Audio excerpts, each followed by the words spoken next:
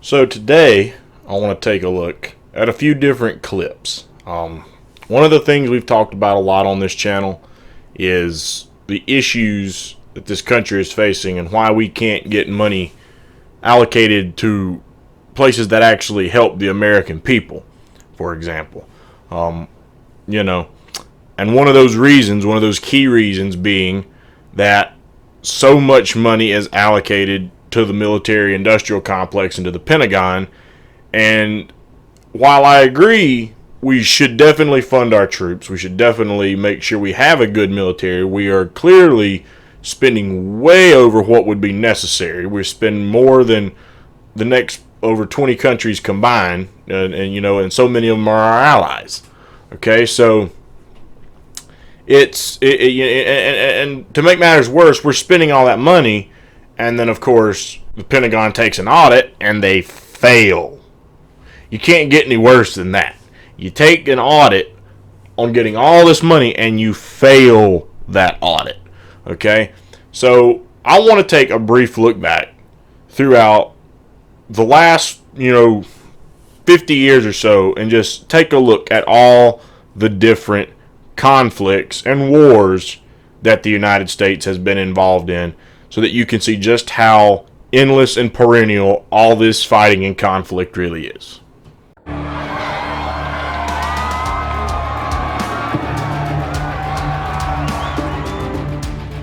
I have made very clear that we are not friends. Very clear.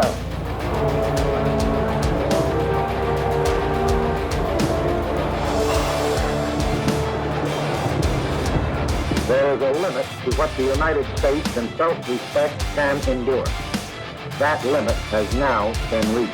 I, John Fitzgerald Kennedy, do solemnly swear that this government will not hesitate in meeting its primary obligation to guard the security of our nation.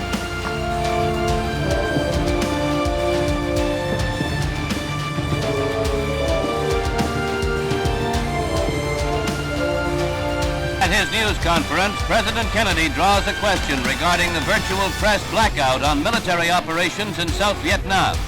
He is asked how deeply the United States is involved in what seems to be a growing war against communist guerrillas. There is a war going on in South Vietnam. I think last week there were over 500 killings, assassinations, bombings. The casualties are high. I said last week, a subterranean war, guerrilla war, increasing ferocity.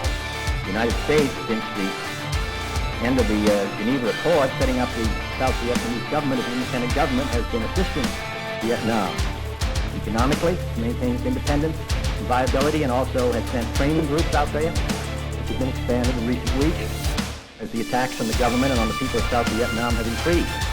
We are out there on training and on transportation, and we are assisting in every way we properly can people of South Vietnam who, with the greatest courage and with under danger, are attempting to maintain their freedom. Now, this is an area where there is a good deal of danger, and it's a matter of information. We don't want to have information which is of assistance to the enemy, and it's a matter which I think will have to be worked out with the government of Vietnam, which bears the primary responsibility.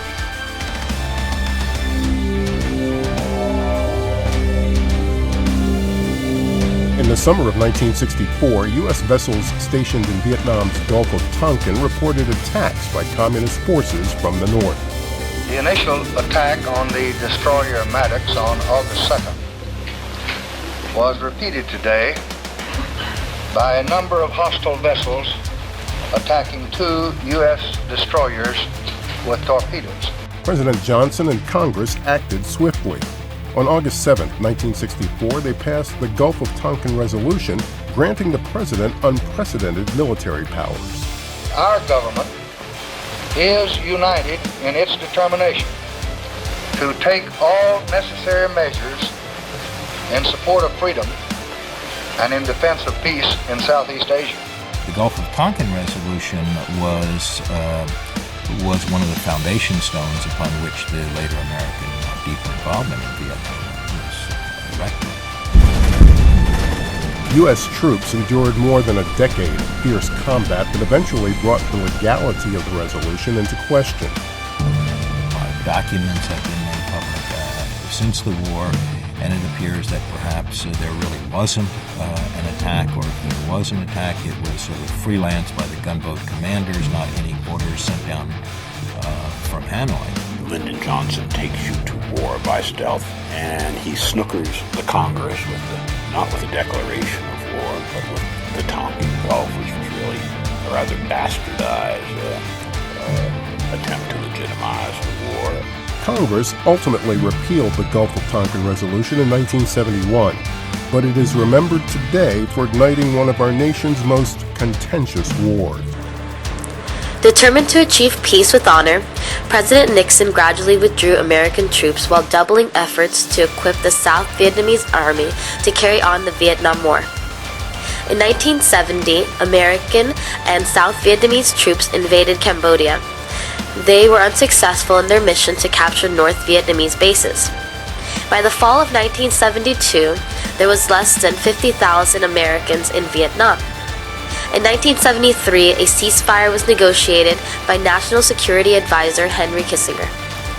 Even though American troops departed, the war continued into spring of 1975, when North Vietnam took control of the country. The United States spent over $140 billion in a losing effort that cost more than 58,000 American lives.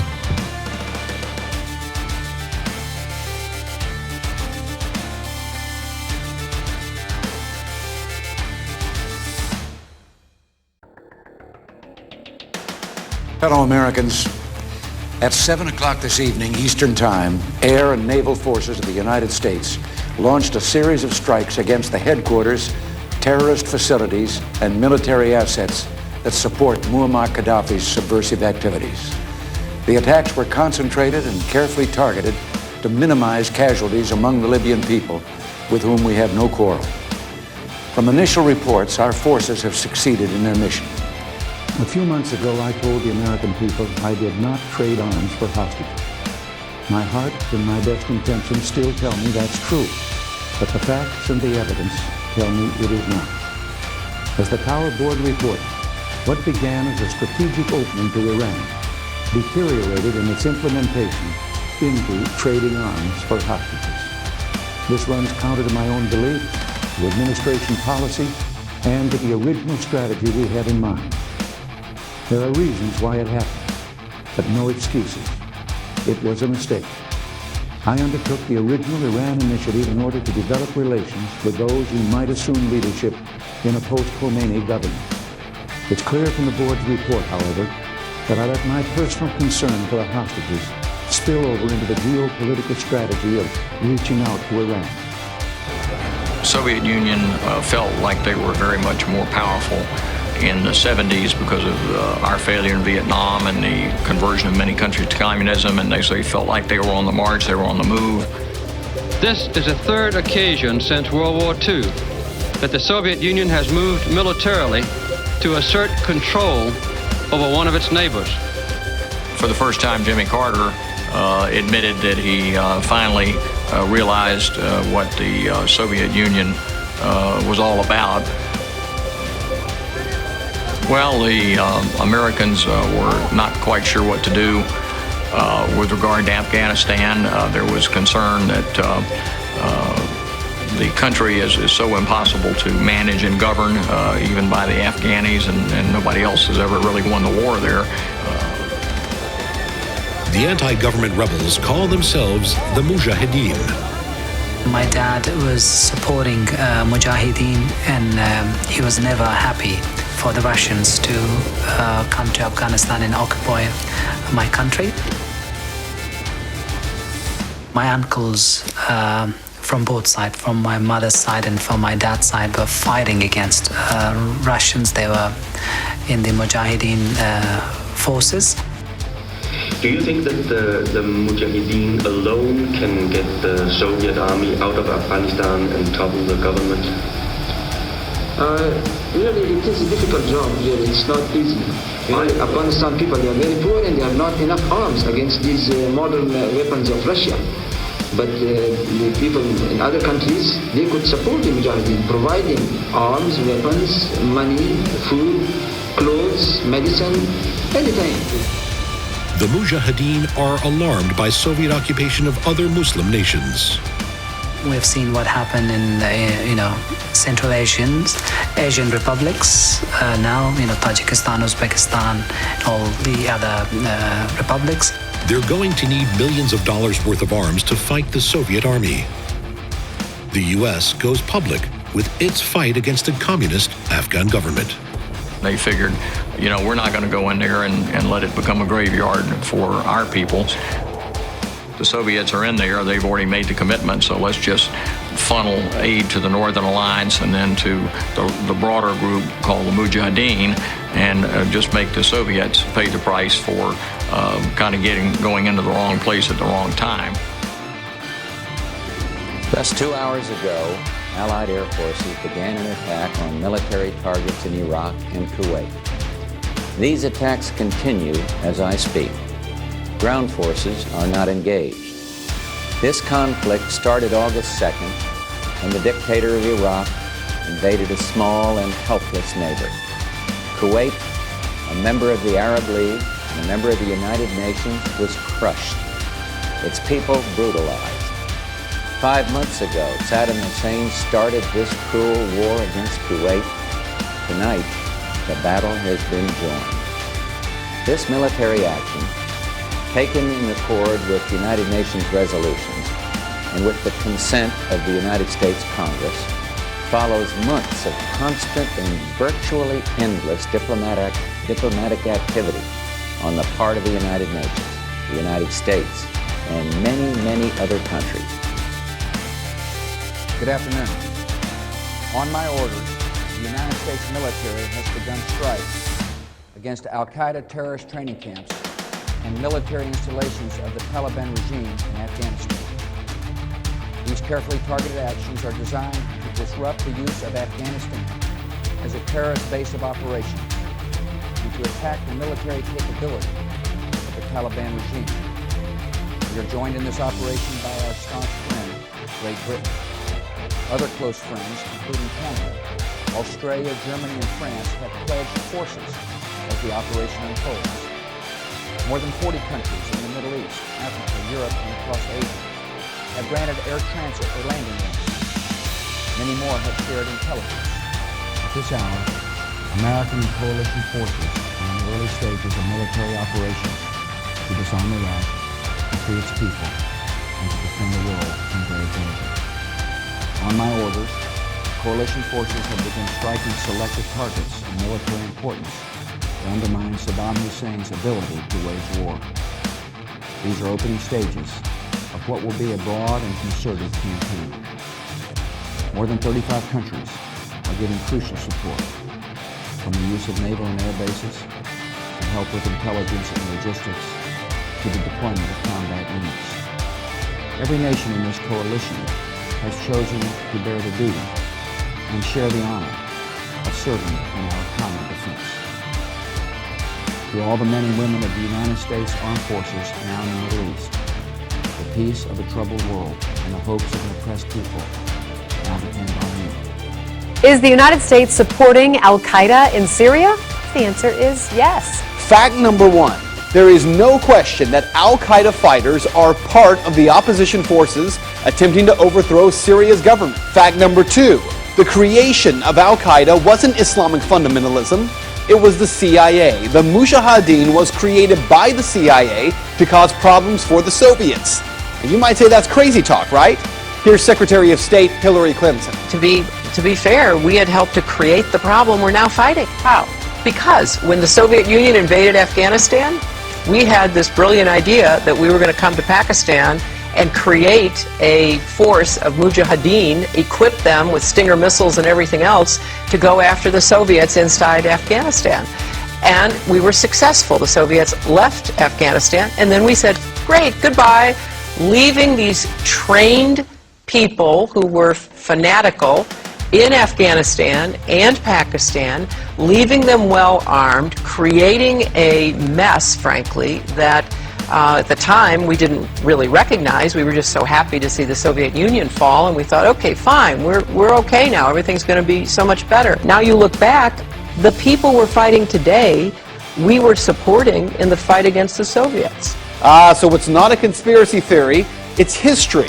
And it's history that's being repeated in Libya and now in Syria. But there is a bigger problem here, one that every American should be questioning. We're fighting al-Qaeda in Afghanistan, but we're also bombing al-Qaeda targets in Pakistan and in Yemen. And as we do that, something occurs known as collateral damage. Hundreds of civilians in Yemen have been killed in just the first half of 2012 by U.S. airstrikes aimed at al-Qaeda fighters. We also have a history of kind of moving in and out of Pakistan. I mean, let's remember here, the people we are fighting today, we funded 20 years ago. And we did it because we were locked in this struggle with the Soviet Union. They invaded Afghanistan, and we did not want to see them control Central Asia. And we went to work.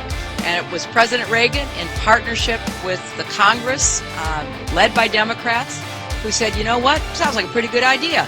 Let's deal with the ISI and the Pakistani military, and let's go recruit these mujahideen, and let's get some to come from Saudi Arabia and other places, importing their Wahhabi brand of Islam so that we can go beat the Soviet Union. And guess what? They retreated, they lost billions of dollars, and it led to the collapse of the Soviet Union. So there's a very strong argument, which is, it wasn't a bad investment to end the Soviet Union, but let's be careful what we sow because we will harvest.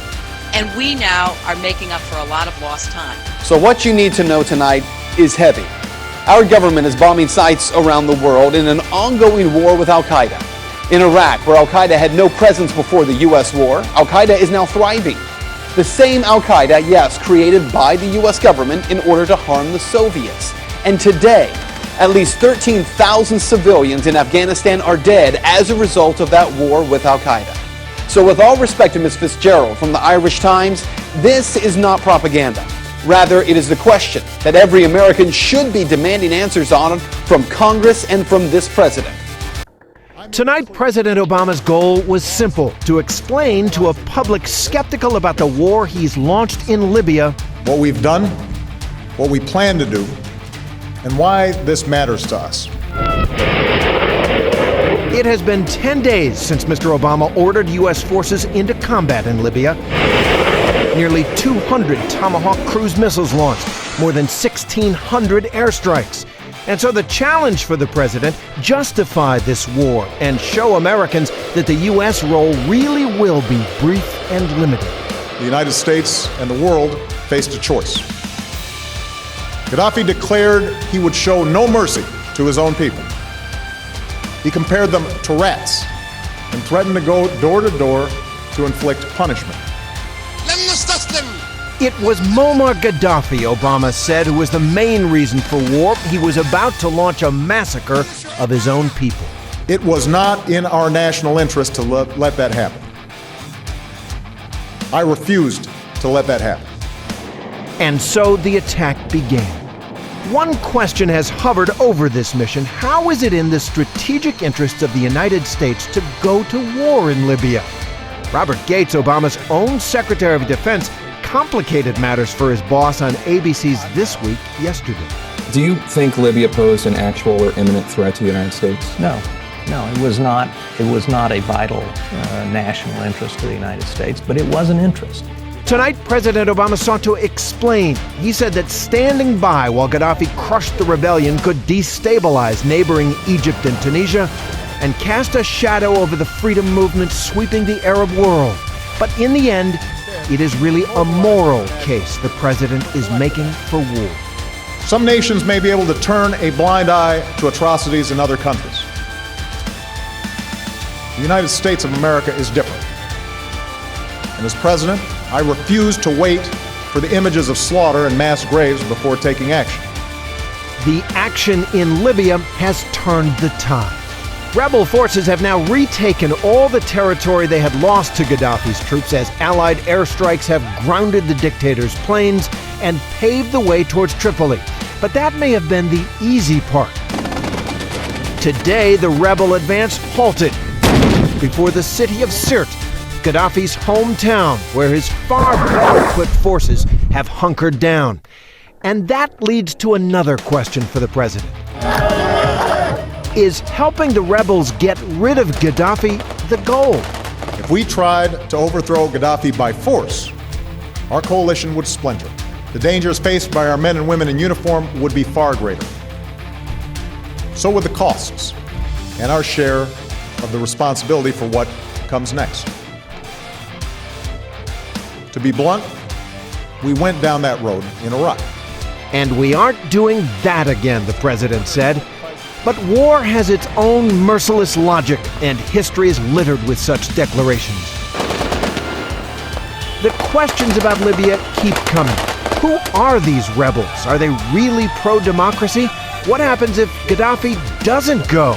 Could Libya's civil war drag that country into Somalia-style chaos? President Obama didn't answer those questions.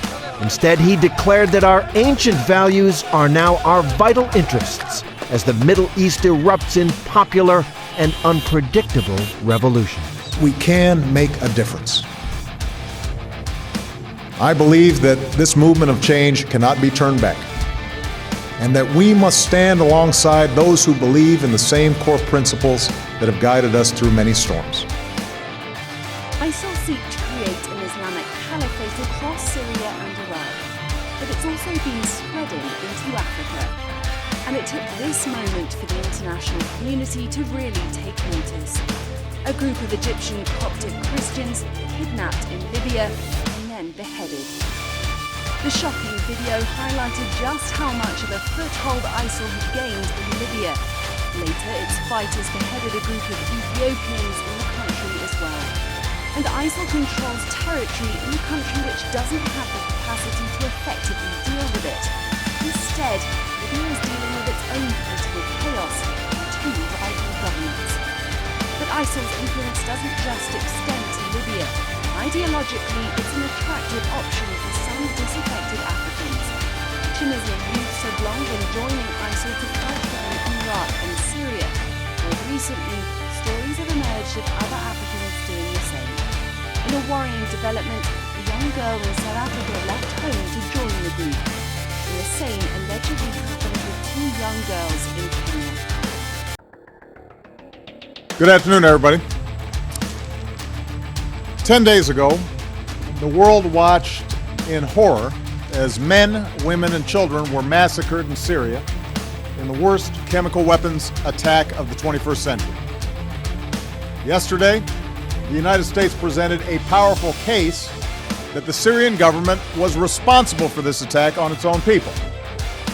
Our intelligence shows the Assad regime and its forces preparing to use chemical weapons, launching rockets into highly populated suburbs of Damascus, and acknowledging that a chemical weapons attack took place. And all of this corroborates what the world can plainly see. Hospitals overflowing with victims, terrible images of the dead. All told, well over 1,000 people were murdered. Several hundred of them were children. Young girls and boys gassed to death by their own government. This attack is an assault on human dignity. It also presents a serious danger to our national security. It risks making a mockery of the global prohibition on the use of chemical weapons. It endangers our friends and our partners along Syria's borders, including Israel, Jordan, Turkey, Lebanon, and Iraq. It could lead to escalating use of chemical weapons, or their proliferation to terrorist groups who would do our people harm. In a world with many dangers, this menace must be confronted. Now, after careful deliberation, I have decided that the United States should take military action against Syrian regime targets. This would not be an open-ended intervention. We would not put boots on the ground. Instead, our action would be designed to be limited in duration and scope. So, I think that's a nice little compilation going from all the way back to 60s to the Obama administration. Now, obviously, we haven't really gotten into any new conflicts, really, since the Trump administration came in. But we've kind of been continuing a lot of the same old conflicts. And let's just keep in mind, let's just break down some of these wars step by step and talk about what was exposed from them, okay? So, go back to the Bay of Pigs, for example. All the way back to the Kennedy administration. Kennedy was hesitant to do the Bay of Pigs. First of all, okay, his cabinet, his Secretary of Defense, the Pentagon, the military-industrial complex, they talked him into going in, that it would be a good idea and it needed to be done. It was a colossal failure, and they wanted to go back and try it again, and he absolutely refused. He would not do it. He wanted no part of it. Okay? Then they even tried to, and I'm not sure if this came after he refused or during this whole debacle in the first place, but then you had the fact that they tried to pitch a concept, Operation Northwoods, which they were going to use scare tactics and fear-mongering. They were going to hijack planes, and I'm talking passenger planes. Now, some people debate whether this actually happened or not, but there seems to be, good evidence out there and plenty of leaked files that it is true. You be the judge. You be the judge, okay? But if you want to research it, Operation Northwoods, where they talked and had plans to hijack commercial aircraft, crash them, and blame it that the people who were hijacking the planes were Fidel Castro Cuban insurgents, as a way to get the public behind an invasion of the Cuban country and to overthrow Castro, to get more support behind their cause.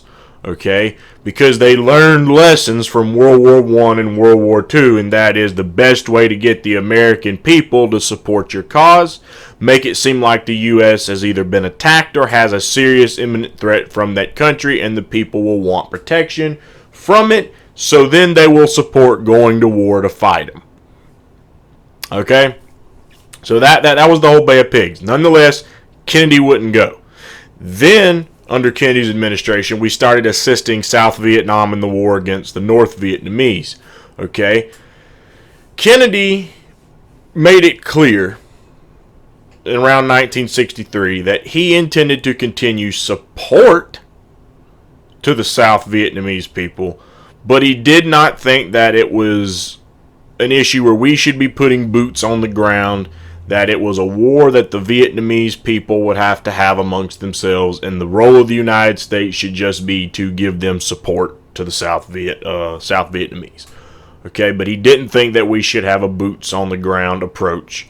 He also started back channel communications with Fidel Castro. He was trying to bring the Cold War to an end before probably even the 70s would have ever hit, because he was also trying to work with the Soviet Union to bring that to an end. So basically what I'm getting at here is Kennedy was very, very big into trying to avoid all these conflicts, not go boots on the ground. He also was infamous for saying that if he was reelected in 1964, he would have busted the CIA into 1,000 pieces. And obviously, he got a ride through Dallas. Someone shot him and killed him. And I'm not saying that he got it right through Dallas jokingly either. I have serious doubts that there was just some random nut gunman. He was not going to play along for the military-industrial complex. So yes, I'm one of the people who thinks there's a lot more to the JFK story than we've ever been told. Maybe one day we will find it out, but there's a lot of people whose butts would be on the line right now, and I think that's why we really haven't heard anything else. Okay? But nonetheless, Kennedy didn't want to, play the military-industrial complex game. He didn't want all this war. He didn't want boots on the ground. He ended up getting killed. Okay? As soon as he was killed, You can look this up. The first meeting that LBJ called was about Vietnam. So, as soon as Kennedy's dead, the first meeting LBJ has as president about Vietnam. In a speech shortly after that, I could not find a clip of it, or I would have added it into that, because I put all of that together that you just watched personally, okay?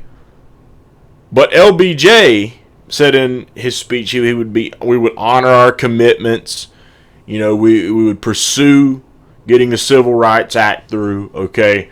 And he said we would honor our commitments in Vietnam. And of course, it was LBJ who then put boots on the ground in Vietnam.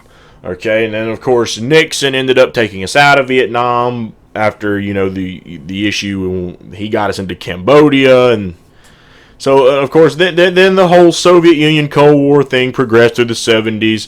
We get all the way into the Reagan administration. We start to kind of get a little more, active in the Middle East, as it showed really right at the end of Carter. We end up training the Mujahideen to fight the Soviets, which ended up crashing the Soviet Union as a result of them having to pull out. So we thought we had something really, really great, but even Hillary Clinton admitted, as another clip shown there, as a result of training the Mujahideen, they then ended up attacking us. Now, some have argued that that's because we kept too much involvement, kind of like the Soviet Union, but as Hillary Clinton said, we kind of just pulled right out, okay? You be the judge on why they attacked. Nonetheless, we trained them, okay? And a lot of them were Saudis, okay? They ended up, turning into the Taliban and Al-Qaeda and attacking us, okay? Now we're at war with the people we've already trained. If we hadn't trained them in the first place because we were so desperate to fight the Soviet Union, we trained a bunch of rebels and radicals who ended up attacking us some 10 to 15 years later. So that was colossal disaster. The Iran-Contras, were selling weapons to Iran underneath Reagan. You move forward into Bush. We get into the first Gulf War. The Kuwait was being accused of slant drilling by Iraq or something like that for their oil. Conflict broke out in between the two countries, and of course, we sided with Kuwait. Of course, keep in mind, though, many, many years before, we had supported Saddam Hussein actually coming into power. Something I didn't include in any of those clips was the fact that our CIA had been very instrumental in toppling elected leaders and trying to install dictators who they thought would be more favorable to the American corporate system, okay, and our big business and do our bidding. So that's kind of how Saddam got his position there in the first place. All right. Nonetheless, okay, we go and support Kuwait. Then there was no support for the war. There was no support. There was no public outcry to really get involved in this. So what happened? Then the report came out that babies were being ripped out of incubators and thrown on the cold floor to die. They bring some young girl into Congress to testify this. And it isn't until years and years and years and years later that independent investigations revealed that little girl was not some Kuwaiti refugee who had really lived through some horrible tragedy. She was actually our Kuwaiti ambassador's daughter. And they had sent her to acting classes so she could get in front of Congress and try to make this "oh, woe is me" case. And when the people saw it, they saw this little girl who seemed so frightened by this. Well, of course, then the public outrage comes along. They support the war. They support the intervention. We get involved into another war. Okay? This continued through Bush, continued through Clinton. Then we get the second Bush. 9/11 happens. We go back into Afghanistan to fight who? The Taliban and Al-Qaeda. Once again, the people who, those groups came to be as a result of us training the Mujahideen. That's who the Mujahideen became. Okay?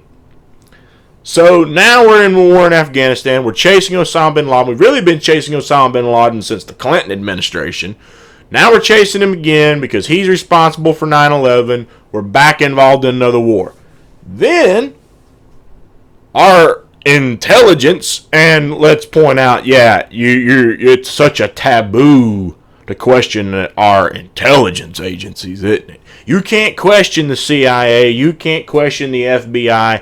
They're completely correct.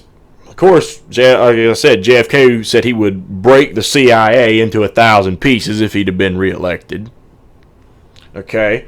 And anyone who has questioned the CIA, you're, demeaned to no end on how foolish they are for doing that. That the CIA has nothing but our best interests in mind.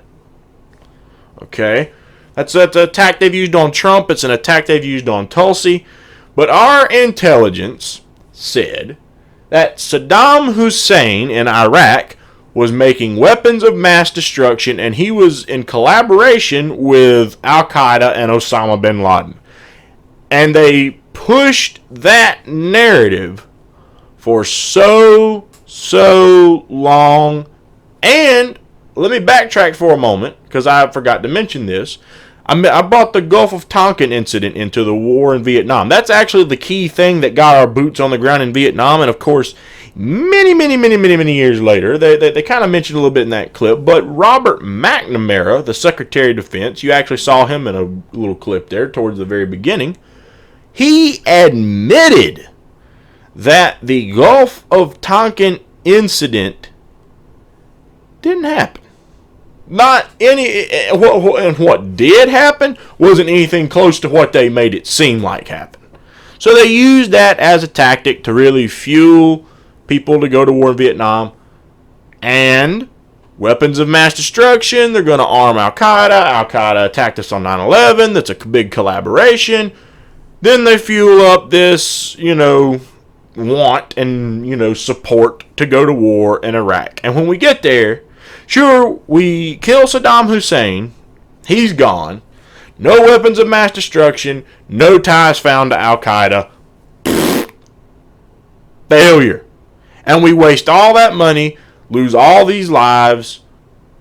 And by the end of it, and I love how the right tries to justify something by saying, that's why we should have stayed in Iraq, because of the way we pulled out. Then ISIS come in and took over, and it was one big mess. But again, ISIS starts really popping up as a result of an ISIL. We then, under Obama, who wanted to get out of Iraq, wanted to get out of Afghanistan, he then takes us to war in Libya and pushes military action in Syria as a result of what we did with Muammar Gaddafi. And we also got involved in Egypt right around that time as well. But as a result of all that, now a new terrorist faction comes in. They come in, they swoop in on Libya, they swoop in on Iraq, they try to slide in on Syria, okay? So we've been causing all this destabilization. We've been causing all of this destabilization, and meanwhile, we keep pumping money into this big war machine, and the Pentagon can't even pass their audit, okay? We're pumping money into all this stuff, causing all this destabilization. And might I add, by the way, again, the poppy industry, the heroin industry, was drying up in Afghanistan when the Taliban first took over. And I'm not saying that in support for the Taliban, just simply saying they were drying up the poppy industry. Okay? It was going to cause a crisis with the banks internationally because of all that, heroin money. Okay? It was going to really hurt the heroin market. Since we've been involved fighting the Taliban, their poppy industry contributing to heroin, right back up. Right back up. Yet we have a war on drugs. We have a war on drugs too. Okay? And here's what's so crazy. Even though that business went back up full swing, the Taliban actually has more control of Afghanistan now than they did when we first went in. So we've completely destabilized the Middle East. Okay? Bad policy, bad tactics. It's been nothing but war, and we just keep putting money into that area instead of putting money back into our society, fixing our roads, fixing our bridges, providing good jobs, providing clean drinking water to Flint, Michigan. So the whole point of this clip was just to get a nice big look at the military-industrial complex and just see just how much perennial war that it has kept us in, and how long it has kept us in it. So we may be covering more on this because there's a lot to get into. Like I said, for example, we didn't even really touch on the Pentagon's misuse of money. I mean, if I had covered everything, this video would be far, far too long. So I think that the next time around when we get back to this topic, we're going to talk about the Pentagon's budget and how their money is being misused. This just shows all the endless war. Okay? So tune in for the next one because we're going to now get into the actual money aspect of it.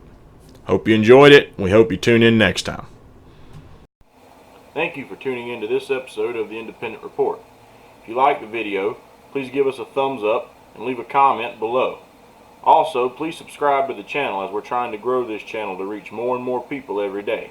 And if you subscribe, be sure that you ring that bell so that you stay up to date and get notifications when we release new content.